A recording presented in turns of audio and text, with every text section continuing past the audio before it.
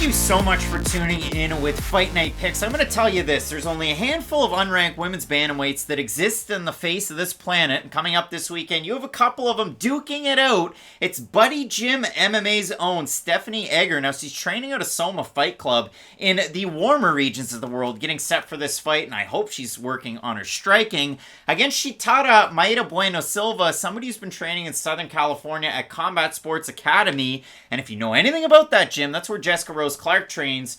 Somebody who lost to Stephanie Egger last time out. And this is one of those fights where I can kind of go back and forth between these two athletes, but it is a little bit of a tough one to cap because if you know anything about Stephanie Egger, 2019 ADCC European champ, she's a black belt in judo, and when you look at it, she ended up facing off against Gabby Garcia at Worlds that year at the entire, the finale of the ADCCs. Went to a decision against her. That's impressive in its own right. But when you look at her fights, I mean, very much strike to clinch, clinch to get the takedown, takedown to submit you. That's pretty much the crux of Stephanie Egger's game. Now, she came into the UFC on relative short notice, took on Tracy Cortez, didn't get the win there. Got kind of grounded out in terms of the wrestling. Didn't look all that great in that fight. And I know, Matt, I hate to take words out of your mouth and I hate to speak for you, so I'll let you right after this. For you, I know you were super down on Egger with that one performance, and has that kind of soured your kind of outlook on Stephanie Egger kind of in her overall UFC run? No, not at all. Both things can be true, and that's something that no one likes to hear this, but it is the truth. Egger has looked good since her loss, but she still looked terrible in her loss. Like, you can't just completely gloss over the fact that Tracy Cortez, someone who doesn't have great striking, someone who has good wrestling, good jiu-jitsu, kind of steamrolled Stephanie Egger when it came to the grappling aspect of the fight. Now, I can admit, Stephanie Egger has looked a lot better ever since that fight, but that does worry me with her whole style. She is very one-dimensional, and I think this fight against Bueno Silva is going to be a very fun one because, like you said, I hope Egger has been working on her striking because Bueno Silva, we all know how good her grappling is, but she does choose to strike in a lot of her fights, and especially as of late. We all know her for her aggressive boxing combinations. She will move forward a lot with her strikes, but I think that's going to be an area that she's almost going to have to find her own Goldilocks zone because let's say she is too aggressive with her strikes. That's going to help Stephanie Egger initiate a lot of those clinches, go for some takedowns of her own. But if Silva can stay on the outside and pitter-patter, maybe go a little bit more away from just sitting down on her power shots like she likes to do a little bit too much, because that's the thing. Bueno Silva, if you just watch the silhouette of her, you'd think she's John Lineker half the time. The difference is she doesn't have the crippling power of a John Lineker, so sometimes her style of sitting down on her power punches does worry me against anybody who could pitter-patter from the outside or use it against her. John Lineker is a bit of a weird guy because, I mean, he's short for the division, whether that's bantamweight or flyweight, but he's got a really long, wide stance, and he really likes to sit down. With Mayra Bueno Silva, she stands a little bit taller. She's got a Muay Thai stance, flat on her feet, but she does throw a lot of hooks, like you said. I mean, she's very, very heavy with her shots, and when I look at Mayra Bueno Silva, to lend credence to that, I mean, she's got a negative 0.75 strike differential. She throws 4.25 significant strikes per minute to the negative 4.98. So it is above the UFC average of 3.38. And when you do look at Mayra Bueno Silva and you just watch her fight, look at the Wu Yanan fight. That was a fight in the night, her last time out there. It was the move back up to bantamweight. And if you watch Mayra Bueno Silva, she had a lot of experience at bantamweight coming into the UFC. She won on Dana White's Contender Series Brazil at bantamweight,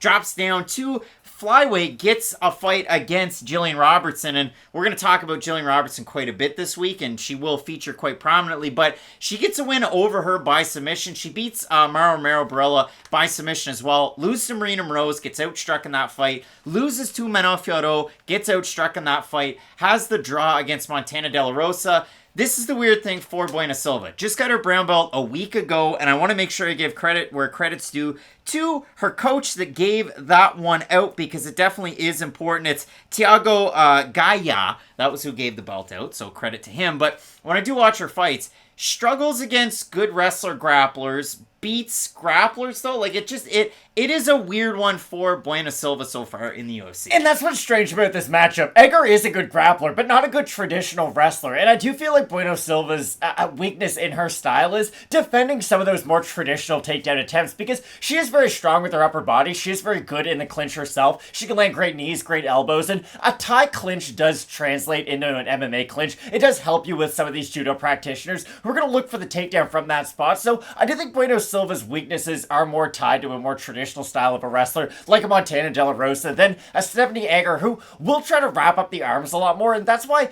I think there's a world where this fight isn't great to watch, and I think there's a world where this fight is phenomenal to watch. Because if Stephanie Egger does go in there just trying to do a lot of clinch work, going for a lot of takedowns off of the clinch, I do think she's going to struggle with some of those. But I think this could be one of those cases where she goes 2 for 11 in her takedown attempts, but the second one might be the only one she needs to secure the submission. Because that's the thing about these two women. I think Stephanie Egger, frame-wise, is going to be quite a bit bigger than Mayra Bueno Silva. I know right there on Tapology, it has them listed very similar, but I think Egger is the taller, thinner fighter, and I do think that her range is going to be a key factor in this fight, because if Bueno Silva can never get close to her, it's going to be really hard for her to damage her on the feet, and I really do think that's going to be her key to getting the win. I'm really eager to see what Egger is able to add in terms of tools to her skill set from training at a new gym for a few weeks or a few months just to get ready for this matchup, because Bueno Silva, definitely the more adept on the feet. When you watch Stephanie Egger fight, she paws her right hand, she throws a right to then kind of try and grab like it's a hockey fight, and then she puts her left arm out, pulls your fighter in, grabs the clinch, and then from there tries to go for her judo takedowns, and that's pretty much her game. She'll throw a bit of a leg kick, but it doesn't really set a whole lot up. It's just to kind of keep that distance figured out.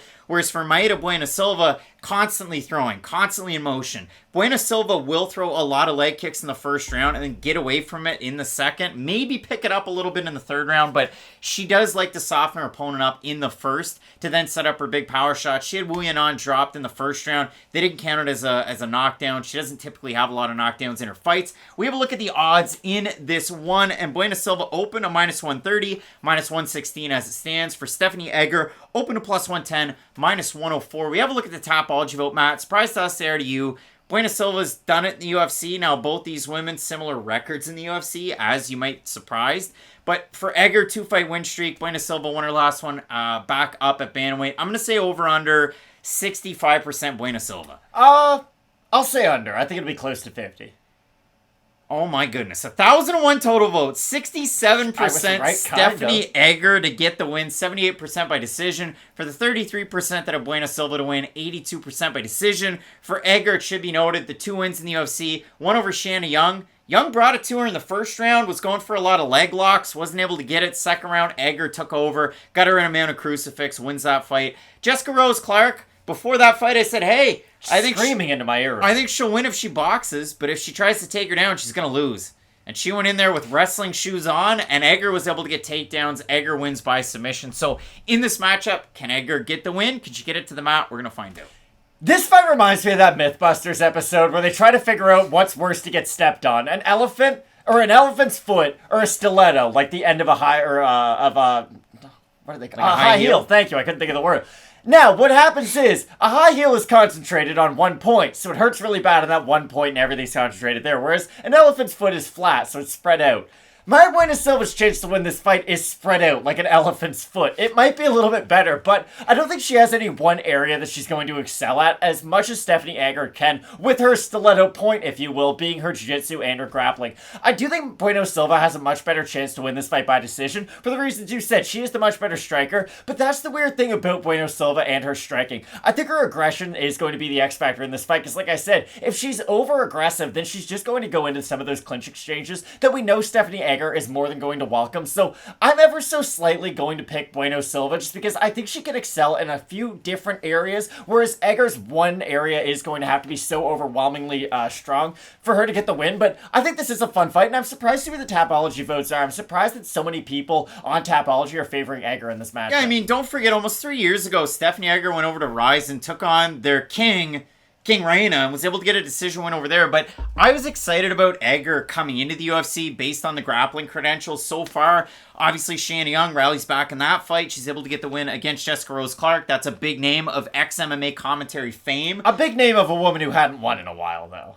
No, she was on a win I streak. know, but Jessica Rose Clark isn't still looked at as like a top contender how she used to be. Like Jessica Rose Clark at one point was like a 10-7 fighter. Well, in this fight, I like Mayra Bueno Silva, and I got to go back to something that I went away from a little bit last week. I said in the Alex Morono-Matt Semmelsberger prediction, it was Alex Morono's better in just about every single area. Usually I pick these fighters, but Matt Semmelsberger's a little bit bigger and he hits a little bit harder. And boy, was I wrong when I said that I'm going with Semmelsberger for that reason. So I bring it back in, reel in the bass, and I go with Mayra Bueno Silva. She has more of those skills that should be able to get her a win in this matchup. I like the combinations. Egger does not throw much output on the feet. It is a lot of, I throw a jab, that right hand to grab, to then pull you in, to hit you with the left to try and clinch and initiate that way. So for the reasons there, I like Mayra Bueno Silva in this matchup. I'm really eager to see what people are saying about this fight because the odds have Bueno Silva. They're closing in on Egger. The fans overwhelmingly have Stephanie Egger to get the win. So let us know down below in the comment section. If you're listening in the car or on the airplane, wait. And then once you're stopped and it's safe, let us know over there on the podcast. How many pilots are listening to us stopping on the tarmac and then turning the podcast back on? There's one pilot. There's about 200 people on the plane. I hope all 200 are listening to the show. They're not driving, that's all. Then the people that are driving in the car that are listening, do you understand how podcasts work? You just put the two together, so it was wild to think that some pilot out there is listening to us, taking off, and then he's like, I can't listen to the boys at Fight Night Picks, let me land again. Galaxy Brain, Matt, it should be a fun week. We have the Ultimate Fighter 30 finale, flyweight, heavyweight, and then, of course, Thiago Santos and Jamal Hill in the main event. You're going to want to keep it locked in with Fight Night Picks. We always say, let's get into it.